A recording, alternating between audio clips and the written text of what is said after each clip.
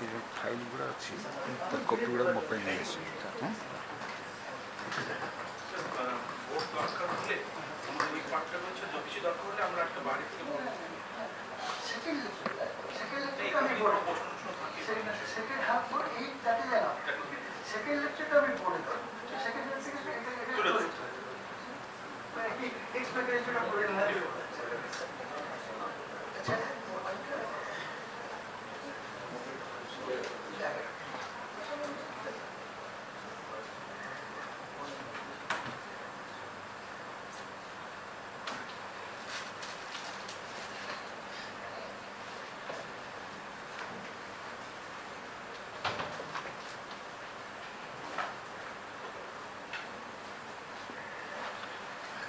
Thank you, Sanjeev and Sudhakar, for your kind invitation. It is always a pleasure for me to communicate with the generations of young scientists from Odisha, because my own roots lay deep in the soil of this land. During this first talk, I shall give you a pedagogical overview of particle physics, that is the physics of basic constituents of matter and their interactions. I will keep it at a very simple level, but still if you have any problem, please stop me on the way. I will explain it to your satisfaction. But the questions should be pertinent to the subject under discussion. We should not lose focus.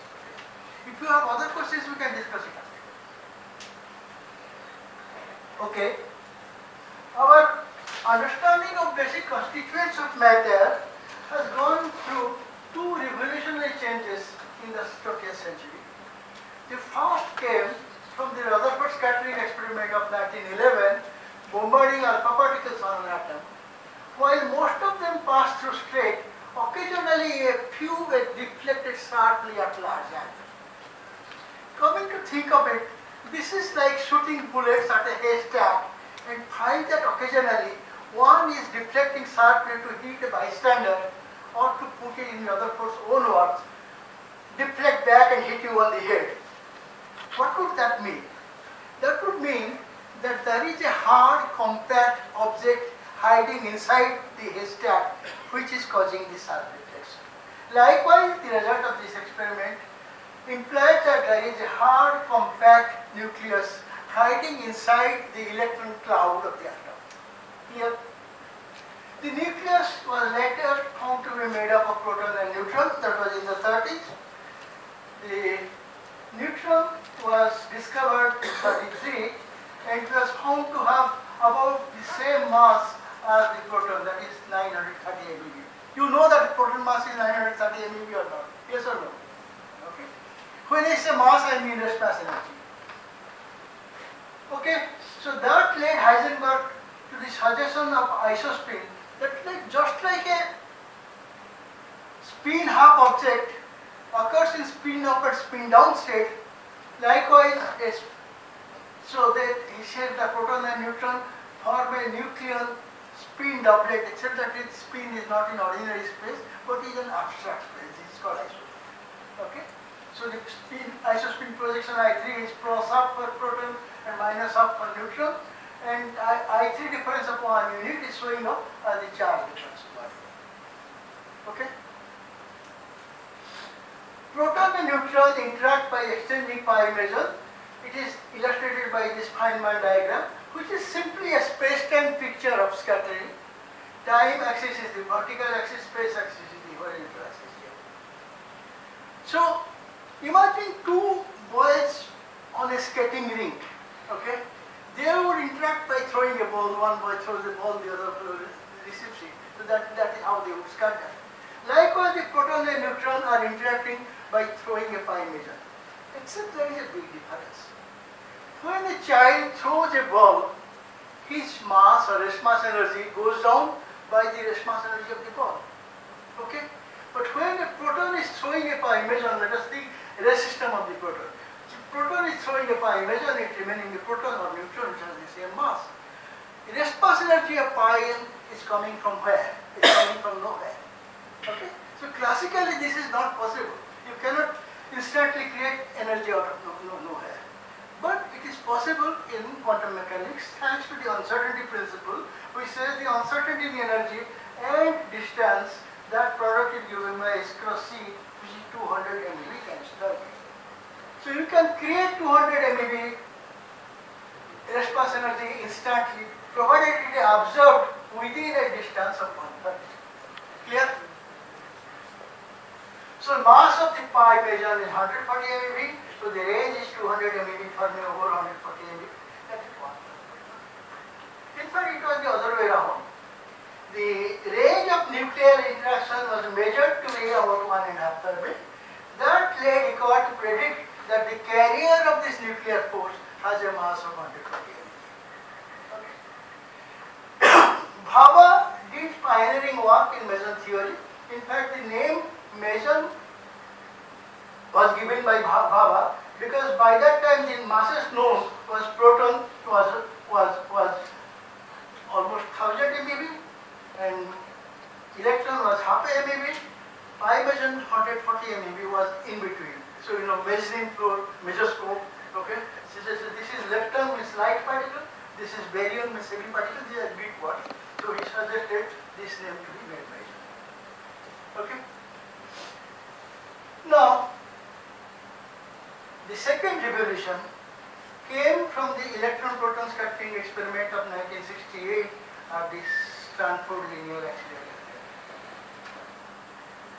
Again, this was a repeat of the Rutherford scattering type experiment but at a much higher energy, and the result was also very similar. While most of the electrons passed straight through the atom, a few were occasionally deflected at very large angle. That in turn suggests that the proton itself is made up of 3 hard compact objects called quarks. Okay. The main difference between these two experiments is one of scale. While the size of an atom is an angstrom, which is 10 to the minus 10 meter, the size of the proton is a Fermi or a femtometer. And it follows from the uncertainty principle that if you want to probe the size of a smaller object, you need a higher beam energy. So you needed a much higher beam energy to see what is inside this larger proton. Okay? Because the product of the two is given by 200 MeV times Fermi, which is same as 0.2 GeV times Fermi. So if you want to probe distance much smaller than a Fermi that is inside the proton, the beam energy must be much larger than a GeV, giga-electron volt. So the energy of the electron after passing through a billion volts, gigavolt. Okay? So it is this multi-GeV acceleration technology that accounts for the half a century gap between the two experiments. Okay? In particle physics, we make life simple by using the so-called natural units, where we put Planck's constant and velocity of light equal to 1. So mass of a particle is same as its rest mass energy, which I have been assuming tacitly already. So mass of the electron is 0.5 MeV. Mass of the proton is 930 MeV, that is almost 1 GeV. So GeV will be our common unit of mass and energy.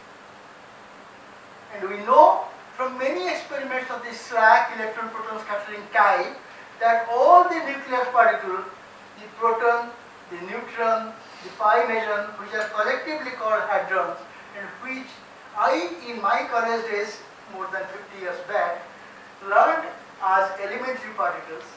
We know now that that is not true. They are all made up of quarks. They are simply quark atoms. Okay?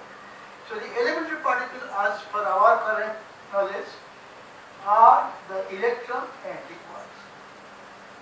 Okay? What about the interaction between these elementary particles?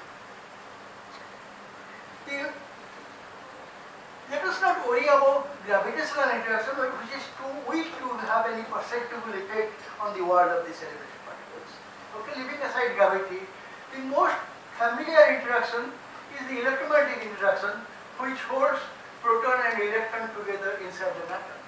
Okay? It is again illustrated by this Feynman diagram. It is mediated by the exchange of massless photons. Okay?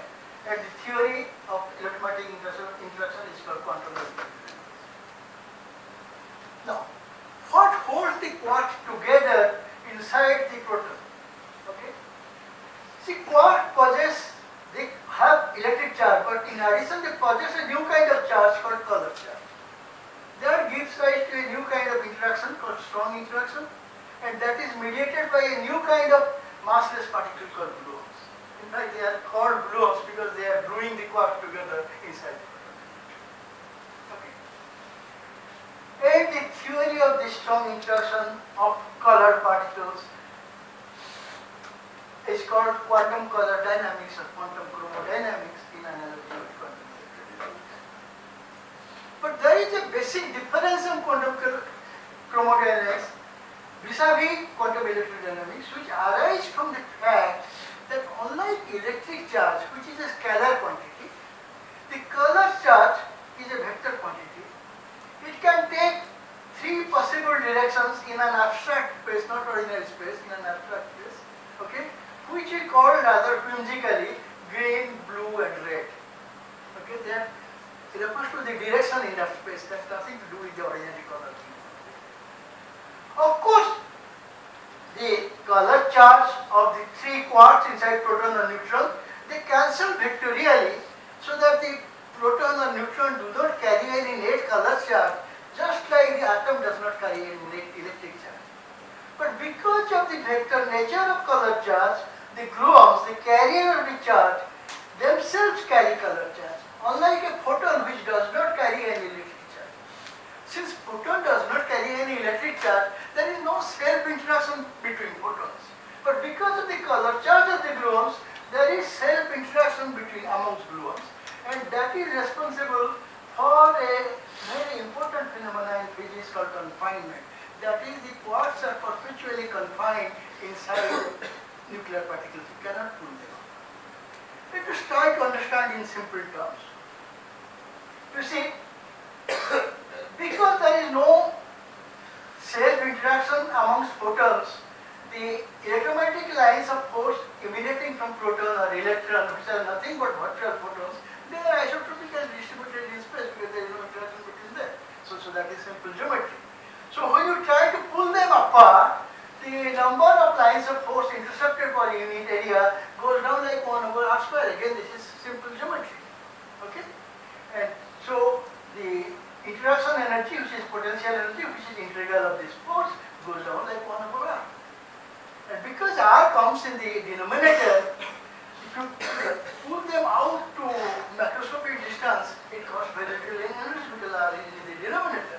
In fact, when you comb your hair after your bath, you are splitting millions of electrons from atoms. That is why your comb acquires a static charge. Okay. In contrast, because of the self-interaction amongst the gluons, the color lines of forces emanating from quarks, they, because of their self-interaction, they get squeezed into a tube of constant radius. So when you try to pull them apart, the numbers of lines of color forces intercepted per unit area, that remains constant. Okay? And so the interaction energy, potential energy, which is the integral of this force, increases linearly with distance. So it will cost infinite amount of energy to pull them out. Actually, the theory is not as simple as it sounds. In fact, Gross, Wilczek and Poirier got Nobel Prize for proving this. But what they have proved is the simpler part, that the interaction energy goes to 0 or short distance. The more difficult part to prove is that it goes linearly to infinity at large distance. Indeed, so far there is no rigorous proof of this. What we have so far is proof in an approximate theory called lattice gauge theory, where one can show that in the strong coupling limit, the flux tube radius is constant. That was shown by another Nobel laureate, Ken Wilson. But a continuum field theory, rigorous proof of confinement is still missing. In fact, this is one of the problems posed by the Clay Mathematical Institute as the millennium problem. So this is a problem our generation is living for.